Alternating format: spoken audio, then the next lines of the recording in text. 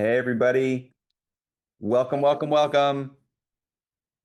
Good to see you for What's the Plan? We are here with a blurred background because we're in a nondescript hotel room instead of our great little nook and cranny of our house. I see questions already coming in, so y'all know the drill. We're going to give people maybe a minute to join. Let us know where you're coming in from. I'm going to open the chat as we speak so Leah and I can actually see where everybody's coming in from. Apologies, Michael. You're in Wellesley and you won, and I didn't catch it at the beginning. But you got Santa Fe, New Mexico. We've got Carson City. We've got Syracuse. We're at that stage where everybody joins and everybody puts in the chat, and I love it. Even though I think maybe it's a little bit overwhelming for everybody here, but hopefully, like I say this every week, hopefully it gives you a sense of just how geographically dispersed this movement is. We really are in just about every corner of the country. Yeah, I see Rhode Island, West Seattle, Walnut Creek, Texas, Texas. California, North Dakota, North Oops, too AFT. fast. It's going too fast. Fairfax, West Bridgewater, Massachusetts, Bangor, Maine. I appreciate people are writing in all caps in separated languages so we can, or separated words. Let me They see see. it. Good. Well, we'll call out some of y'all soon. Welcome, welcome. Well, maybe we'll give people another 20 seconds. I know there are going to be a lot of questions, a lot of news, as there really has been every week for the last, Yeah. God knows how many months. But I know we're going to talk about war. We're going to talk about Mondani and New York City. We're going to talk about the Democratic Party. We're going to talk about this big bullshit billionaire bailout bill. About Supreme Court decisions. And we'll talk about anything that's on your list. Leah, should we get a move on? Should we get started? Okay. All right, you got the Um, new indivisible groups for us? yes. Oh, thank you for calling us out. So I was going to do something fun on the new Indivisible groups, but just intro before we get started. I'm Ezra, I'm Leah. and we are the married co-founders of Indivisible. We are here to talk to you and have a discussion because this is a grassroots movement being led by you all, people on the ground who are leading local Indivisible groups. That's who leads Indivisibles. Uh, Everywhere in red states, blue states, and purple states. We are here for these chats to talk about how we do that together. How do we build a pro-democracy movement? How do we take on MAGA? How do we reduce the harm that they're doing? How do we stop what we can, stall what we can, and ultimately fracture their coalition and build our own so we can actually, I don't know, have a real democracy in this country? That's the goal. That's what we're all doing together. And I've been pretty proud with what we've been able to accomplish together the last 6 months. I've said groups a lot. For folks who know, we are a group-based movement. There are thousands of local indivisible groups. I like to start out these calls recognizing some brand new indivisible groups. If you are in a city that has, I don't know, more than 50,000 people, you're probably already covered. Every single one of those cities in the country, there is an indivisible group already, which means when I see new indivisible groups join, I get to go through this fun process of finding out where is that small town in that state. I don't know where it is, and then I get to learn a little bit about American geography. So I wanted to take this opportunity to call out two new groups each from blue states, purple states, and red states, just to give folks a sense. These are brand new groups starting in these states because people decided, hey, I've got to organize to fight back. Maybe they went to their hands-off protest, or maybe they went to their No Kings protest. Maybe they're upset about the BBB bill and they want to fight back for whatever reason. They raised their hand and they said, okay, I'm going to start my indivisible group. So let me get some love in the chat. Let me get some love emojis for Julie with Indivisible Goshen. She just registered. Goshen, New York. This is about 50 miles north of New York City. This is one of the two blue state groups I want to call out. Then we've got Scott, Indivisible South Shore in Plymouth, Massachusetts. City upon a hill. Is that Plymouth? Maybe. Well, Scotty, you got to let us know. So, blue states, New York and Massachusetts, welcome. Now, these are not the city centers of blue states. We need to be organizing everywhere. And so that's one of the great things to see. These are folks who have decided to take upon themselves to start their brand new indivisible group, even if they have a Democrat representing them in Congress or in the Senate. We need that. Let's move on to purple. We got somebody in Michigan, somebody in Arizona. Annie with Indivisible Esconda, Michigan. Indivisible Esconda, Michigan, y'all. I don't know. I wonder if folks know where that is. I did not know where it was. I looked it up. It is a tiny little town of 757 people on Lake Huron. 757 people, one indivisible group. I love to see it. I love to see that.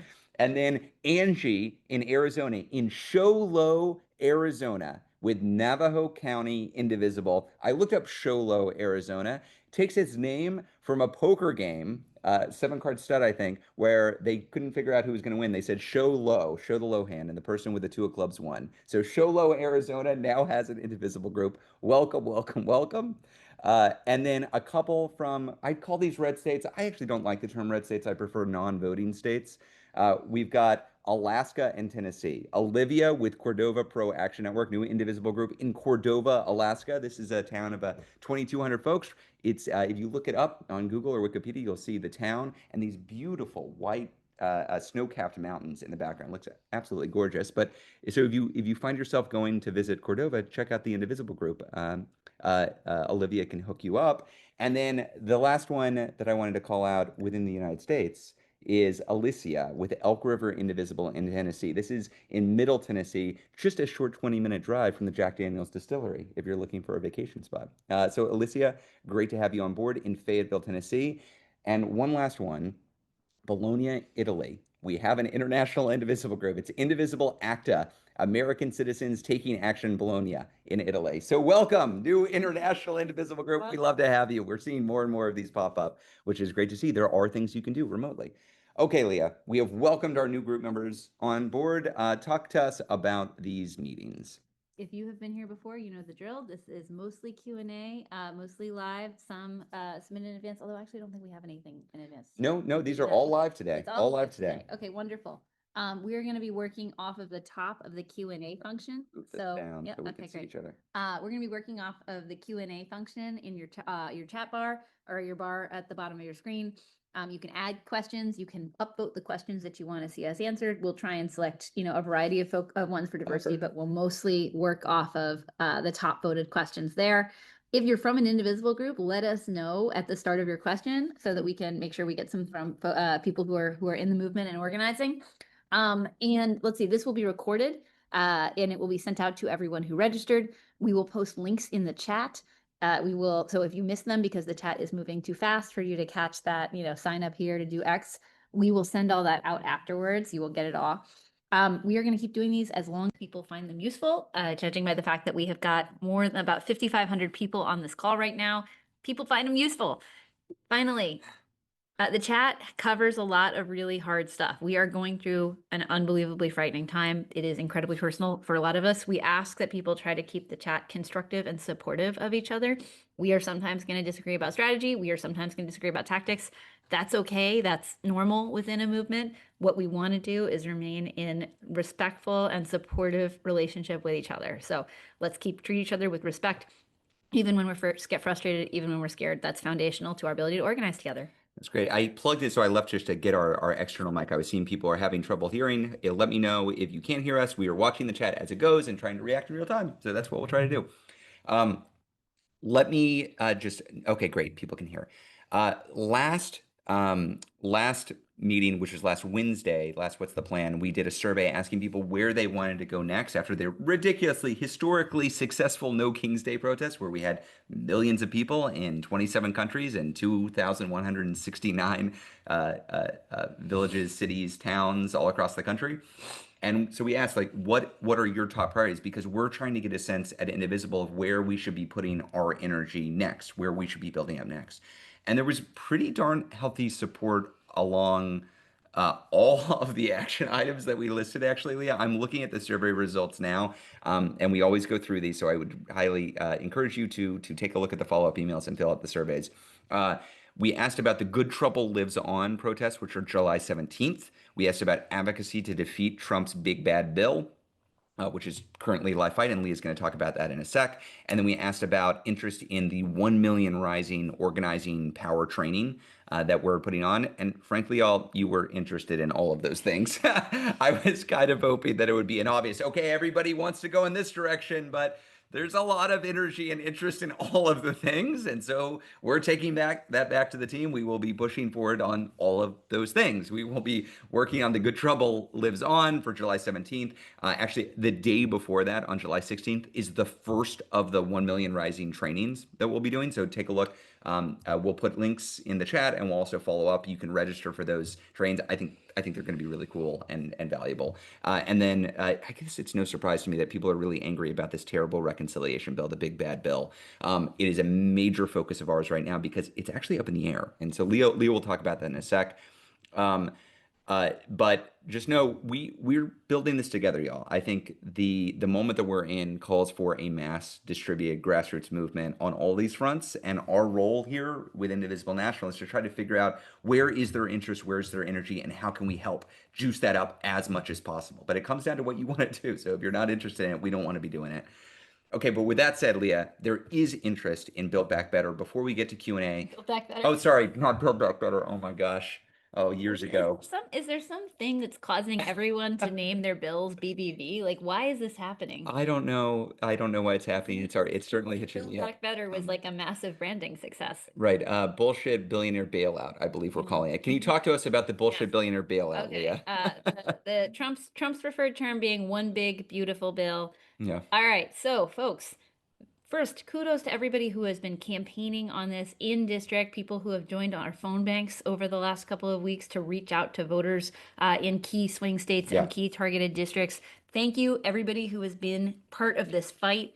Give yourself a big round of applause. Here's the deal. Republicans are still trying to move this as fast as they possibly can. Donald Trump has announced a July 4th deadline for passage through the House. They are continuing to insist that they are going to actually move this as quickly as possible. Also, it's kind of a mess, and everyone's a little bit freaked out and mad at each other. Yeah. So The that is Republicans. right. The Republicans are. That is where we stand right now. There is not really much progress that has been made towards resolving the fundamental tensions within the bill, which is that some Republicans, a crucial mass of Republicans, enough to prevent passage, want it to be like even worse. They want to cut more from Medicaid. They want to take more money away from regular people to give it to billionaires. And a different segment of Republicans are concerned that the cuts are going to get them kicked out of office. That's kind of that's a pretty serious conflict for these folks. And we have collectively been working to keep the heat on that second group in particular. And it's working. I don't know if folks saw that Tom Tillis has been circulating to his colleagues. See Sue talking about Tom Tillis. So I see in the chat box, people are saying this. Tom Tillis is circulating to his colleagues a handout talking about exactly how bad the current Medicaid cuts are for North Carolina hospitals. That is the kind of thing you see when pressure is really getting through to people. When folks who are up in 2026 are looking at this and saying, "Oh God, I don't want to defend this for the next year and a half."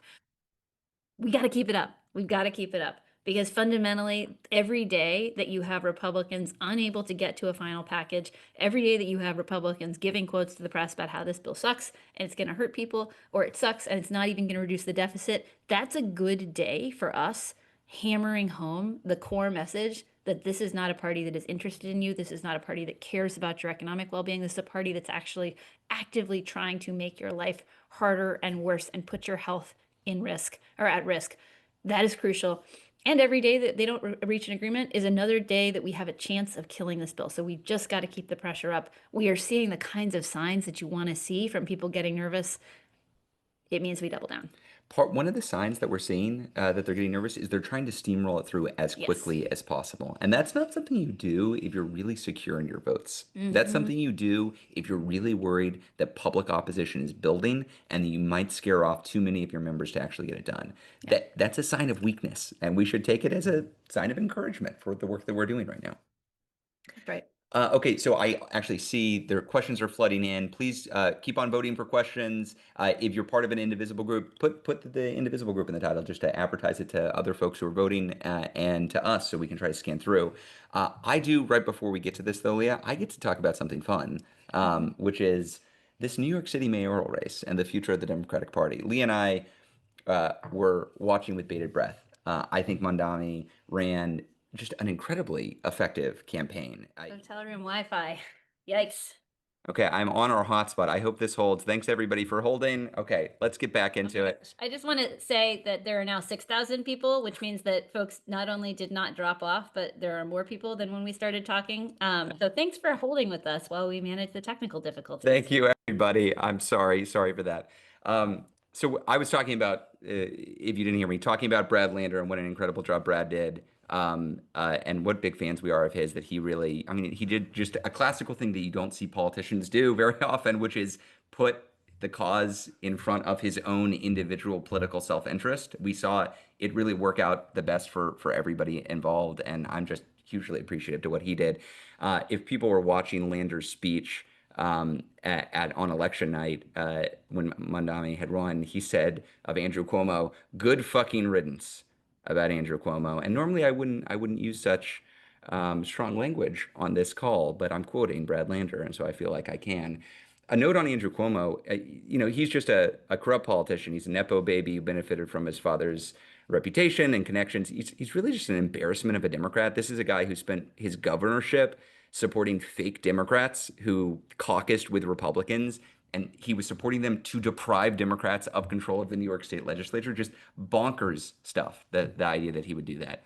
Um, and, aside from the political stuff, he is just kind of a viciously terrible An human being. awful He's just an person. awful human being on many levels. He is still under federal investigation for lying to cover up nursing home deaths during COVID. And this is after he got something like $5 million for a book for his leadership during COVID.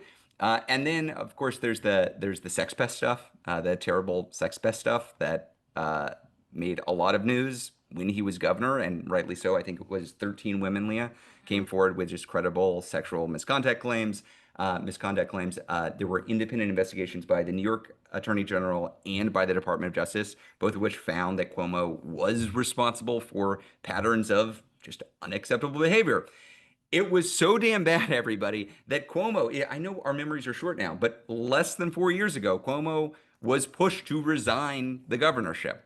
Less than 4 years ago. That's how bad it was. But now, less than 4 years later, the Democratic establishment largely embraced him.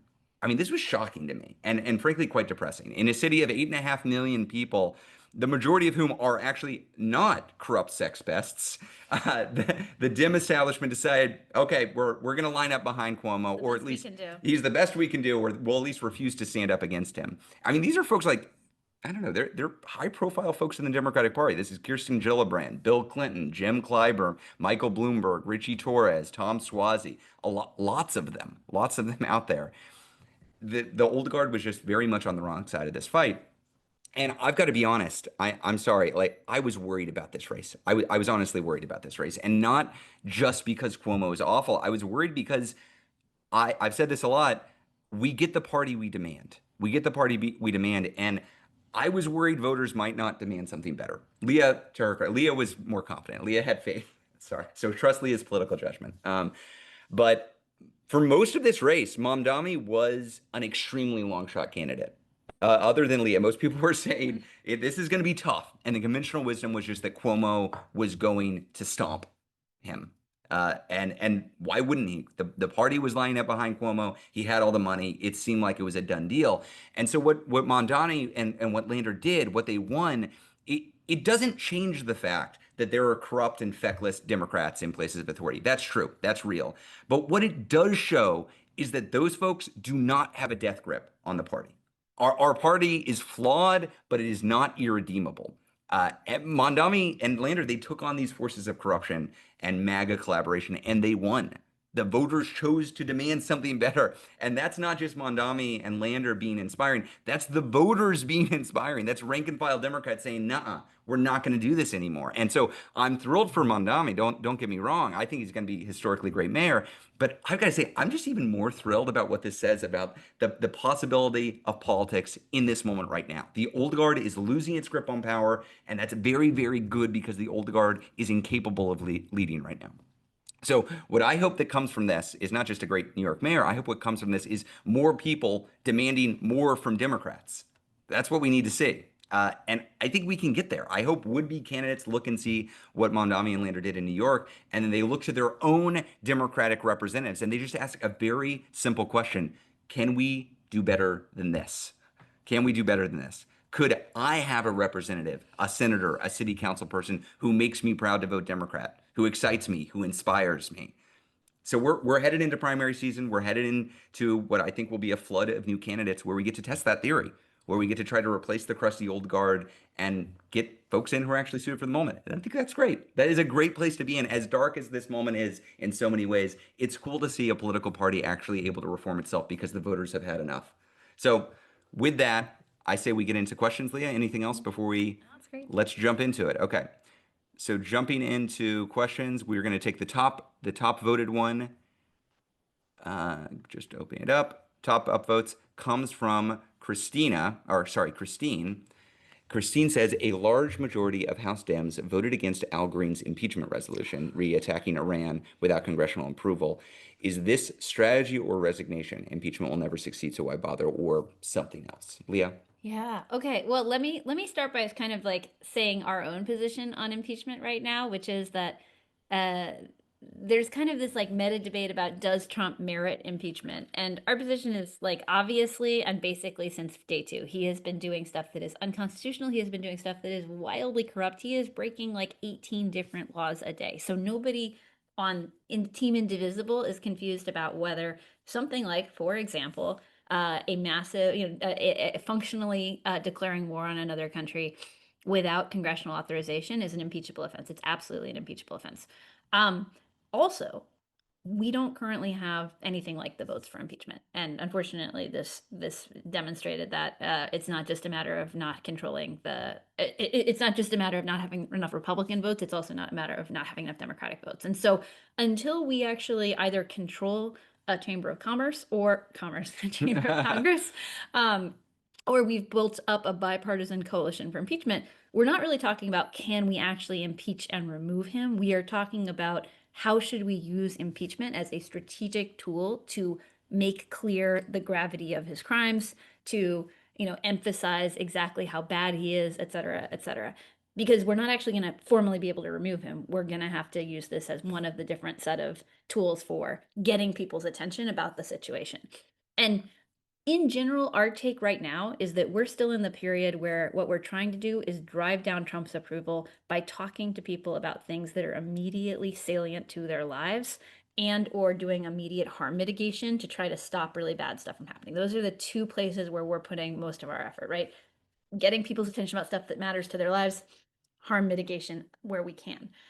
Impeachment doesn't meet either of those criteria for us. So we're kind of on team impeachment is appropriate and also focusing strategically on impeachment when we're not going to be able to actually impeach and remove is not necessarily the best way to build the massive political coalition that will ultimately be necessary to get there. Now, with that said, it is freaking bananas that a bunch of Democrats do not yet agree that the things that he has done are impeachable. It is wild that we are in a situation where roughly half the caucus, more than half the caucus, is not on board with the basic point that bombing another country and functionally declaring war on another country without congressional authorization is not an impeachable offense. This is ridiculous. It is yet another demonstration of how deeply out of touch Democrats are with their own voters. Whether or not this is a strategic thing to go whole force on and to prioritize, that's not the same as saying that it's not an impeachable situation. And so fundamentally, I don't think this is necessarily the place where I would recommend that we really emphasize as our strategy. What I want everybody to hear coming out of Washington over and over and over again right now is about Medicaid cuts. It's about SNAP cuts. It's about the fact that Republicans are defunding Planned Parenthood. It is the things that are just immediately tangible and frightening to regular people. And when we talk about it, when we talk about the war on Iran, we want to talk about that in terms not necessarily of whether it's like illegal or legal because of congressional authorization, but because it's a bad, terrible, terrible idea. We do not want to be in a war with Iran. And so that's our overall position. I think I got rambled on a little bit there, No, but no, no, no, no. That's fine. I would say if you've got a Democrat who is not on the right side of this issue, you should organize to push that Democrat to be on the right side of this issue, or organize to replace that Democrat with a Democrat who's on the right side of this issue. I mean, this is what we've seen that the voters are hungry for a change right now. There's an opportunity to push. The folks who are not on board with fighting back with everything they've got don't actually have a grip of power, even if they appear to. So I think we should all be pushing. Okay, next question is from SL, top voted question. Trump is right now moving forward with his plan to carry out ethnic cleansing in Gaza to build his Riviera on the Middle East. Money from USAID, a planned $500 million is now being redirected to GHF. GHF has been helping depopulate Gaza by luring people into concentrated hubs with the promise of food. Then the Israeli military has concentrated tank fire and drone strikes on crowds of people desperate for food, causing repeated mass casualty events. If people haven't seen this, I mean, it's heartrending. It's atrocious. Elizabeth Warren has recently come out against Trump's effort to fund ethnic cleansing using USAID money. How can we get other members of Congress on board? it's a good question. Yeah. I would step back and say, Hey everybody. okay, Yet again, technological problems. I've shifted now to Leah's hotspot. Thank you for staying. Thanks for putting up with the this is just to be clear, this is not on the Indivisible team at all. Can I just say that? yeah, Indivisible team is doing great. being This is me and Leah and mostly me being technologically illiterate and not setting up a good hotspot. So thanks for staying with us. We're going to get back to the questions. also appreciate all the people in the chat who've immediately moved to speculating about whether this is a conspiracy to shut us down. It is not a conspiracy to shut us down. It is just poor Wi-Fi. It's just bad So we're Wi-Fi. gonna keep We going. we have switched. Leah's on a different mobile plan than me, thankfully. So it looks like she has good internet, and so we should be good. The internet Wi-Fi was not working, or the hotel Wi-Fi was not working. Okay. Okay, Yeah. Back to ethnic cleansing in Back to, Gaza. yeah. Okay. So here's what I would say. We continue to be in this really difficult position where fundamentally, there's a lot of different things that are going wrong here, right? There is the unilateral folding of USAID, which is wildly itself like a radical attack on kind of the basic distribution of powers, right? Congress is supposed to authorize funding that is supposed to be administered by the executive branch. They have folded a massive global health infrastructure, global health and foreign aid infrastructure that was keeping, a large number of people alive all over the world. The estimates that we've heard so far are that about 300,000 people have died around the world since USAID was taken offline by Elon Musk and Doge in January. Simultaneously, the GHF in Gaza has indeed been a horrifying kind of fig leaf pretend effort to provide aid, wall aid by actual reputable humanitarian actors like World Central Kitchen have been blocked and have not been allowed to move food, life-saving supplies into Gaza. So, with all of that said, I think we're still in the place where we're trying to move elected officials into active positions around restraining Israel's conduct here. We have signed on, for example, to a recent resolution from Delia Ramirez focusing on provision of weapons to Israel for the conflict or for the attack on Gaza. I would say it depends on who your elected official is, but you're trying to move them along the spectrum of actively opposing and demanding restraints on Israel's behavior here. If you've got a Democrat, we've got a wide variety of places where people are in the party on this, and we need to really be sure that our folks are moving into actually demanding that American bombs and American supplies and American money are not being used to fund the starvation, the blockade, the killing of civilian populations in Gaza. Yeah, I'm seeing a lot of Leah for president in the chat right now. This is just Yeah. a horrific situation, and one where we would like to see better democratic leadership as Yeah. well. But it's going to require organizing to get there.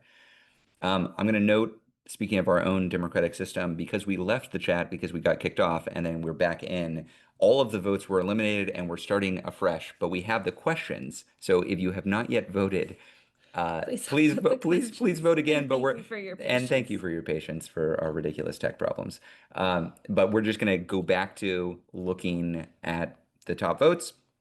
The top one's coming from Christine. If the cuts proposed in the reconciliation bill are so severe that they would automatically trigger cuts to Medicare, which is my understanding, could there be more communication about this broadly? Cuts to Medicare would alarm and mobilize an even larger swath of the U.S. population. Yeah. So Leah, did you Go for it. So what we have seen is that the top polling, this is a bad bill frames that we have seen are around Medicaid cuts and around cuts to hospitals, that these just pour extremely poorly across just about every congressional district in the country. In fact, I saw a poll that polled every congressional district in the country on cuts to Medicaid, and in no congressional district, even the deepest red, even Marjorie Taylor Greene's or Lauren Boebert's district, did it have more than a 15% approval rating. I mean, that is bonkers low. Like, no policies get a 15% approval rating. So the reason why you see folks like Tom Tillis coming out right now saying, hey, folks, this might actually really mess us up in the midterms. My constituents are going to be really angry about this, is because they see that polls really terribly. And that's where the bulk of the cuts are. Medicare will be impacted, and we should include it as part of our messaging. But this is why you see us talking a lot about hospitals and a lot about Medicaid, because we got the goods. We got the data on that. We can say with precision exactly how much your state will lose and how many of your constituents will lose support. This doesn't mean we'll win, but it means we might win on it. They might strip this out, or it means that the folks who are supporting this will take a massive political hit for doing so. It will drive all their approval ratings down. It will drive home the point that that the Trump isn't blowing up the system for you, he's blowing up the system for himself.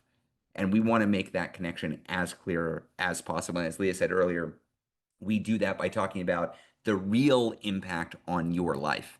This is how you will be negatively impacted. The more we do that, the more we draw a direct line between congressional action and your personal well-being, the better we do. And that's why you see us emphasizing that more than anything else. Okay, we've seen a lot of reporting that the Senate parliamentarian is stripping the big ugly bill of Yep. provisions that do not conform to the Byrd rule. I haven't heard anything about the no contempt and gun silencer clauses. What is the status of that? That's from Madeline. Yeah, Madeline, that's a very specific question that as we talk, I don't know the answer to. I can tell you the no contempt one. Okay, let me ask. So, as Leah tells you that, I'm going to ask our policy team, our advocacy team about gun silencers, and Yeah. hopefully by the end of this call, I'll have an answer for you. Yeah. But Leah, do you want to cover contempt? Yeah, sure. Or So- actually, do you first want to cover just what the Byrd rule is, just to get people up to speed of how that works? Yeah, absolutely. Okay, so folks, the old school Indivisible folks understand that, but if you are new to us, you may not have already like taken in all of the congressional procedure. Republicans are trying to move the big ugly bill. I like that, Madeline. The big ugly bill through a process called reconciliation. That allows them to avoid the filibuster, but it means that everything in the bill must be germane to the federal budget. You can't just go out around passing totally, legislation that's not directly related to the federal budget via the reconciliation process. That has to go through something called regular order, and regular order is subject to the filibuster. Because Republicans are trying to pass this on a party line, they've got to go through reconciliation. And so the House version of this bill that the House passed packed a big bunch of stuff that was wildly not germane to the federal budget into the original House version. A bunch of incredibly damaging stuff, basically aimed at remaking America in MAGA and Trump's image across the board. One of the pieces here, or the piece that I can speak to here, is the no contempt piece of this. This is basically a provision that's aimed at knocking out the ability to successfully sue the federal government and obtain and any kind of actual relief or obtain any kind of relief or hold them in contempt if they do not do so. My understanding is that as of yesterday, the parliamentarian has knocked that out. The GOP has not yet said that that means they will strip it from the bill, but they have said that it does not conform to the Byrd rule. And this is the important thing about the Byrd rule. The Senate rules are whatever 50 senators say the Senate rules are. At any point, they can say, actually, we're just going to ignore the parliamentarian. That's something they have the power to do. So it is good that this bill is being improved through the Byrd Bath process. And also, we shouldn't believe that it's just automatically going to work out well. And Madeline, I've asked the team the question about the gun silencer clause, so I will get back. Is hopefully, but stay tuned for this call. Hopefully, I'll get back with some answer on that in a bit. So Carla asked about the SAVE Act. So SAVE Act, our local Indivisible group would like to get the word out across the nation, especially in red states, to make sure the SAVE Act doesn't pass, doesn't restrict rights of eligible voters. Is there a movement already in motion that we can help with? If so, how do we connect with them? If not, how do we best influence those critical areas of the country? So Indivisible has, so we've been monitoring the SAVE Act for a while now. We've been running campaign and running calls to Congress and organizing against it. This SAVE Act is an example of something that they might try. They potentially could try to stick into a reconciliation bill, for instance, to try to get through, but it would not pass the Byrd Bath. And as a standalone bill, the SAVE Act cannot pass to overcome the filibuster. They would need Democratic votes that they just simply don't have. And we have gotten guarantees, take it for what it's worth, but we've gotten guarantees from Senate Dems that they will not allow this to pass. They won't provide the 7 votes. This isn't like the industry-friendly crypto bill where a lot of Dems got on board with Republicans to pass. That coalition doesn't exist for the SAVE Act. So I wouldn't say we are safe from the SAVE Act. I wouldn't say don't worry about it, don't pay attention to it. But it's also not where I would put most of my advocacy energy right now. I think you can do far more good right now focused on the reconciliation bill, which is a live fight, which might pass or might not pass based on our advocacy in this moment. The SAVE Act, I would put to the back burner, which is to say I would keep an eye on it and we'll alert you if there are news or new developments. But Right now, the big fight in Congress is this BBB, this big bad bill. The other point that I just want to underscore from your summary there Yeah, is we can actually defeat the SAVE Act just by holding Democrats. that's right. So I hear you on we want to get the word out to red states. We want to work with Good the point. red state locals on opposing, on building opposition. But we actually, just as a purely strategic matter, in order to prevent the SAVE Act from passing at the federal level, you don't need to do that. You actually just need to keep the pressure on Democrats and have them really clear that this is unacceptable. Great point. Great point. Okay. Uh, moving on to the next question. This is Fully long. shut down Senate, I think including. we might want to summarize that one. Okay, so Tammy, I'm going to summarize your question. The question is, you want thoughts on Dim senators fully shutting down the Senate, including all bills, voting no in cloture, basically using the procedural power that they have to slow down or stop everything that's happening in the Senate. Congress mandated rights. So why don't we just talk about Yeah. the powers of the minority? I I have been very critical of Senate Democratic leadership over the course of the last several months. Indivisible took an emergency meeting after Chuck Schumer caved on the Republican funding bill, and we had 92% of Indivisible's say yes, Indivisible should call for Chuck Schumer to step down from leadership. We have called for Chuck Schumer to step down from leadership. I believe we were among the only national movement organizations to do so. I'm very proud that Indivisibles are actually acting um, uh, on their instincts here. I think that is smart. We should be pushing. I also don't want to tell you things are possible if they're not possible. I think we should be clear about what is achievable in the minority in the Senate. The Senate minority does not have the power to literally shut down everything. That is actually not something they are capable of doing. It's not in the rules. And that's even in the existing rules, putting aside how Republicans might respond. They literally just do not have the power to shut down everything. They do have the power to stop co-sponsoring and voting for and partnering with Republicans who are assisting this lawless administration. Individual members of the Senate and the House do have the power to do that. In the middle of this saber rattling in Iran, a dozen or so Democrats voted for the Assistant Secretary of Defense. In the middle of this, in the middle of Trump's illegal and unconstitutional warmongering, Democrats are saying, "Yeah, we'll vote for his Assistant Secretary of Defense." That's it's irresponsible. I can't defend it. I can't defend it, and we should be pushing Dems to fight back harder. What you will see from Indivisible when we're putting out action items is trying to identify not just the symbolic actions that Democrats could take, but the substantive ways that they can build our coalition and stop bad things from happening. And that's why you don't see us out there, even for the Assistant Secretary of Defense, running an entire campaign on that, because ultimately Republican votes are enough to get an Assistant Secretary of Defense. Ultimately, they can move forward a reconciliation bill with just Republican votes, but we can whip our votes and we can make it harder on Republicans. Ultimately, when they're pushing forward the daily business, we might be able to delay a minute or an hour or a few hours, but we won't be able to shut everything down. So we are trying to come up with the right tactics and the right advocacy targets that actually make a substantive difference. And I don't want to tell you something is possible that's not. I think we should be disappointed and angry with Democratic leadership, but at the appropriate level, not at a level that it is that ignores the actual realities that the minority faces right now. Leah, do you want to stick up for No, or I push a think bit that's more? about right. I think that was a very measured account of the situation.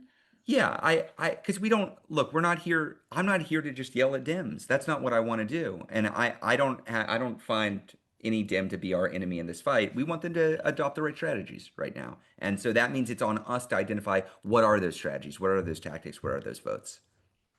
So I'm seeing masked ICE agents come up in the chat. I mean, I think this is a good example of like where do we have leverage and what can we do? So in California state, they are pushing forward a bill that will stop allowing ICE from covering their faces. And we have a great new resource on this because everybody in a blue state should be asking, what Exactly. are you doing to stop Exactly. this from happening of your state legislature, of your governor, right? Because fundamentally, this is something that can be addressed at the state level, at the at the county or city level.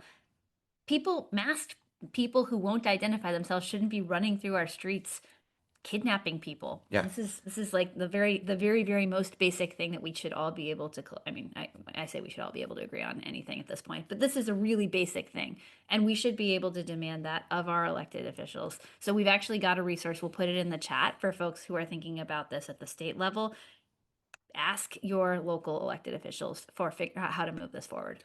Yeah, and it can move to the state level. There are 15 states in Democratic control. It is great that they're trying to move this through in California. It's pissing Trump off for good reason because he doesn't like it. He wants his deportation forces to roam freely and be able to do it anonymously, and that's worse for everybody else. Yeah. What about Illinois? What about Washington State? What about Oregon? What about New Mexico? What about New York State? All of these states could be pushing forward state level legislation. Let's push our Dems to do that. Let's push them to do that. That is Yeah. a good example of identifying where we have leverage and power and then pushing in that direction. Yeah, and I would also just add, you don't have to stop there, right? Like, does your county have a 287G agreement that allows ICE to cooperate with federal or with your local law enforcement? If so, push back, try to get it revoked. There are a lot of different ways in which we should be collectively seeking to impede the efforts of ICE to attack our neighbors, our communities, our friends. Explore what the right ones are for your area, figure out who is your local immigrant services, immigrant rights organization that is leading the charge, get in motion in connection with them. People are saying, "Wait, sure, masks, but what about just getting them to stop in general Yeah, from exactly. disappearing people?" Like, And I think this is great. wearing masks is freaky and awful and mitigate like makes it harder to have individual accountability. And also the problem is that they are taking moms out of cars while they take their kids to school, not that they're wearing masks while they do it. And to be clear, this is one of the reasons why we're fighting against the reconciliation bill. You will see us talking a lot about Medicaid and rural hospitals, but one of the things they're doing in this reconciliation bill, in this big bad bill, is asking for $150 billion more for ICE, for deportation forces. They're asking to hire 10,000 more ICE agents to do what they did in LA and take that show on the road. They want to do that everywhere. This is scary stuff. This is really scary stuff. We don't want to see LA replicated all across the country. That's clearly what Trump would like to see. And Republicans are on the verge of giving them money for it. Like, that's what they are aiming to do. Democrats should make this a political anchor on the necks of Republicans because the actions in LA are deeply unpopular. The militarization of it in LA is deeply unpopular. These ICE deportation forces are unpopular. Democrats should not be scared to talk about immigration. They should dive into this and plant a flag on the moral and just side of this debate. We win when we do this. We do win when we do this.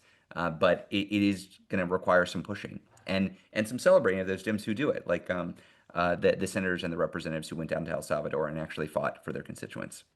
That's right. Next question is from Debbie, who says, I don't know the answer to this question, Leah. I welcome it. First thoughts. Is there a way to protest Palantir and make it lose money? I'm all ears, Debbie and Leah. Tell us. So here's my totally off the cuff take on this. So Palantir obviously is like a kind of a key regime enabler. It is run by very bad right-wing people. It is a defense contractor. It is fundamentally a U.S. government contracting firm. Like that is where it makes the vast, like a massive amount of its profits. That means that it's not super boycottable by us, people who are not in control of US government contracts. However, that does not mean that a future administration could not have some opinions about whether you should have a large defense contractor that's acting as functionally like an apparent arm of the Republican Party. So I guess what I would say is I would love to see investigations into Palantir. I would love to see Democrats actually talking about the role that Palantir is playing here. I would like to see people have an analysis of the fact that you are getting this kind of nexus of defense contractor corruption supporting a MAGA regime and actually thinking about like what is the agenda for reform? What is the anti-corruption agenda that actually addresses this kind of corrupt in cahoots situation? Ooh, I like that as an answer. Yeah. Have we seen any Democrats taking that kind of action? I mean, haven't seen it. maybe there are. Shout them out in the chat. Yeah, shout out in the chat, please do. Let us know if you see something interesting. People who should get some shine from us and some support. Yeah. Okay, just noting, actually, Andrew O'Neill, our National Advocacy Director, just got back to me with a question or with an answer to the question on silencers. No news yet, is the basic answer. They're going to keep on going rounds with the parliamentarian for this bird bath process. So they're going to be reviewing and possibly stripping more things out.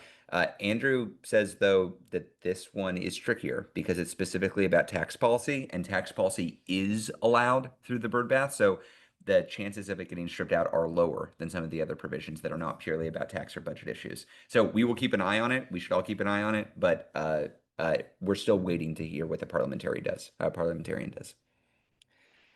Okay, next question is from Susan. I think we covered this last week, but we can cover it again. So the Good Trouble Lives On rallies, these are on July 17th, which Susan notes is a Thursday, not on a Saturday.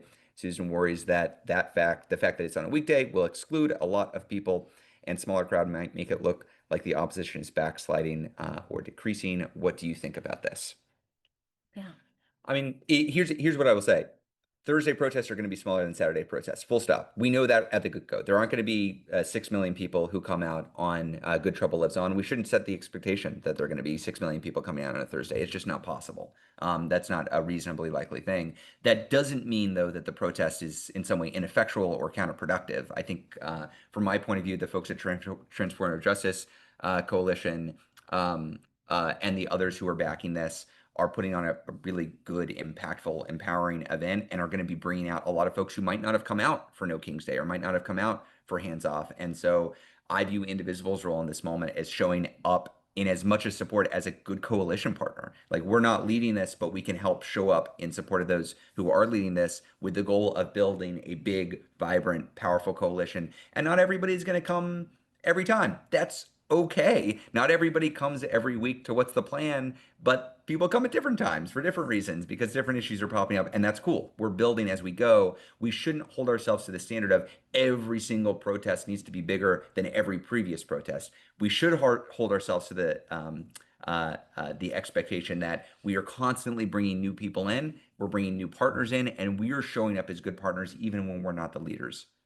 That's totally right. And I also just want to pull it back a little bit because maybe not everybody on the call knows a little bit Oh, more sure. about these Yeah. protests. So these are being led by our good partners at Transformative Justice Coalition. They're called Good Trouble Lives On. It is the 5th anniversary of John Lewis's passing. So it is honoring John Lewis. It is drawing the connections between the civil rights movement and the moment that we are in today, right? Thinking about what the historic fight against authoritarianism in America, what historic nonviolent social movements have looked like, and the moment that we are in. We think that's a really powerful and important thing to be a part of. And also, like Ezra said, if we set for ourselves a standard that every single event that we do has to be bigger than every single one, we're not going to get anywhere. We actually want different mobilizations to achieve different purposes, and that's good, right? Like, that's actually part of building a bigger and broader coalition. And so fundamentally, like, yes, we recognize that Thursday is not a Saturday in terms of who is available to show up, and also that's okay. We don't want to set for ourselves always the expectation because we won't get started. We got to try different things. We got to build with new folks. We gotta just keep moving. I just want to call out Donna in the chat, called out my old boss on Capitol Hill, Lloyd Doggett, on Palantir in a positive way. He said, Donna notes that he put out a press release demanding answers on Trump administration's Palantir surveillance database. So good job, Yes. Lloyd Doggett. Way to be. He is a dogged fighter for justice. I'm a big fan of Lloyd. Yeah. Okay, we answered. Next question is on ice masks, but I think we already answered ice masks. So let's move on. Oh, great question, Heather. It's been a little bit since we've gotten this kind of question, but it is a good question. So Heather asks, many of the folks I'm talking to are becoming overwhelmed with all that is happening and not much positive change being made. What can we do to keep these folks from shutting down and keep them in the fight? How do we keep the momentum going? It's such a fundamental question. Leah, do you want to Yeah. take a first whack? Yeah, absolutely. I think there are a couple of different ways of thinking about it. The first is, I guess it depends on exactly how pessimistic you were in January to decide whether you're, more optimistic now or less optimistic now. But I think if I had been able to go back in time and tell my January self, the first 6 months are going to involve MAGA making a massive, horrifying assault on our democracy, our services, our civil rights, all of the above, everything we hear about. And also, within a couple of months, Elon Musk is going to give up, throw his hands up, and leave DC. The Musk-Trump alliance is going to be fractured. Donald Trump's approval is going to be heading south of 40 points or 40%. all, the political coalition that is necessary to collectively oppose Donald Trump will be taking form. And possibly the biggest demonstration in American history will already have happened to oppose Donald Trump, his authoritarianism, and his corruption. I would say, huh, okay, okay, we got a shot here. And I would feel like we've got something to build with, right? So I don't, it's very hard because I don't want to tell anybody that they should not feel deeply horrified by what is happening. They should not feel deeply depressed by what is happening. There is enormous damage that is taking place every day that is not recoverable, that is, or that will take decades to recover from. And also, a key part of feeling control, key part of feeling power, key part of feeling hope is thinking about what can we collectively do together. And I think what we've seen over the last 6 months is that we can do some pretty incredible things together. And just at an individual level for folks who are waffling, what I regularly recommend is just to emphasize to folks that we are collectively accomplishing big things. Individually, it is not any one of our responsibilities or any one of our group's responsibilities at the local level to solve all the problems. And to stay in the fight, I do think it's really important to identify what is my role in this? What is my local indivisible group's role? What am I doing in my community to contribute to the larger goal? And focus on that. You are not responsible for saving American democracy writ large. You are not responsible for stopping Trump from going to war with Iran. We are not responsible for killing the reconciliation bill on your own.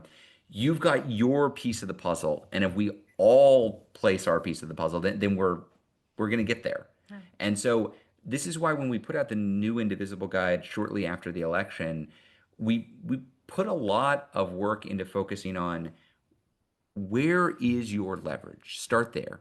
Organize in your group and identify. Maybe you've got leverage with a senator. Maybe you've got leverage at the state level. Maybe you've got leverage at the city level. It's going to be different depending on where you are. If you're living in Arkansas, you don't need to worry about Mondami or Chuck Schumer or what's happening in California. You got to focus on what's happening in Arkansas and where you can push in Arkansas and where you're building up. If you're in California, that's going to be different than in Texas, than in Washington, than in Illinois. Focusing there, celebrating wins when you get them, and building for the long term in your community. That's the recipe for not just long-term success, it's also going to keep you engaged. You're not going to feel like the whole world is on your shoulders. And also, just as a always have to say this, get off of social Oh media. my If gosh, you are depressed, another hour of being on social media is not going to help you. Just get off. dude. But follow us on Blue Sky But and talk to spend the appropriate amount of time on Blue Sky. Deborah asks about protesting on overpasses. We have an overpass bridge in Wakefield, Rhode Island, and the police, after 8 weeks, trying to tell us we can't fasten anything to the metal even for 2 hours when we're there. I'm ready to be arrested to see this law they are referencing. Um, None of us at South County Resistance can find it. What can we do? Deb from Rhode Island, South County Resistance. So we see a lot of indivisible groups doing overpass protests. I don't know specific regulations or laws for South County. In Wakefield, Rhode Island. Deb, here's what I would recommend. I think this is a specific question that you should talk to your Indivisible organizer about. I think get in touch with your local Indivisible organizer because they can work with our advocacy team to try to drill down and like, what are you actually up against? One of the value adds of having a national Indivisible organization is we have a team and we can help you work through some of these knotty issues. I don't want you wandering into some kind of conflict without full information. So I think that's probably the best next step. And this goes for anybody else on this call that's organizing with an Indivisible group. If you're trying to work on an advocacy strategy or trying to understand some policy issue that you can work on, let us know. Let us be helpful. We've got a team of advocacy and organizing folks who can work with you to hopefully make your efforts more impactful. Leah, any other efforts or thoughts about overpass? We do see a lot of cool overpass protests, including a lot of advertisements for No King's Day on overpasses that were great. That's some really good stuff. Question from Berkeley: how can we leverage the 5 million people No Kings movement, the 5 million people, 5 million plus people, No Kings, into a unified lobbying group to take action and apply pressure to government and corporate bad actors, such as, we got some lists: migrate from X to Blue Sky, revive the Arrive with 5 voter drive from 2016. This is like vote tripling or Bringing quintupling. people with you. create a page on the Indivisible website for member suggestion and ideas, create a page on the Indivisible website to share links to progressive podcasts and blogs, create a page on the Indivisible website to list anti-democratic companies and brands to boycott, create an individual repository to collect eyewitnesses, videos, and descriptions of ICE atrocities. I'm going to take a step back Yeah, and yeah, yeah. say, so 5 million people show up for No King's Day all over the country. It's amazing. It's incredible. The big question that I think you're asking is like, what's the absorption plan? How do Yes. you make sure that as many people as possible who showed up for a protest actually stay involved, stay engaged, are not just showing up on those big moments, but are collectively moving into action and understanding the moment we're in? That's actually the really central question that we set out to answer with the 1 Million Rising training program that we're working on next. So that the whole idea here is there are a lot more people who showed up for those protests than are currently involved with an Indivisible group or involved with a local organizing hub of some kind in their hometown. And so we want to offer a curriculum and a facilitation guide that can be led by anyone in your house, at your town hall, at your local library, wherever you're going to host a set of people.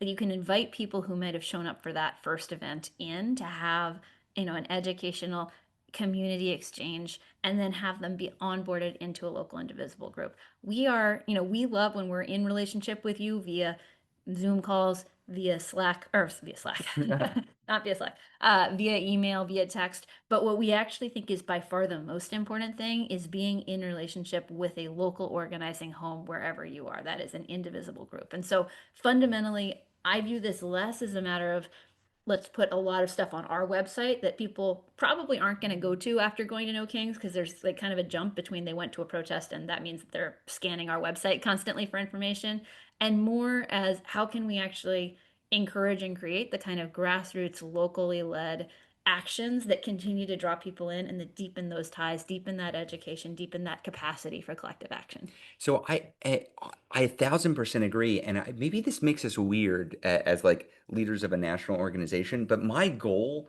is not great. We had 6 million people, or however many million people, show up for No Kings. How do we get them on our lists? My dream goal is how do we get those 6 million people into Indivisible groups or local organizing hubs?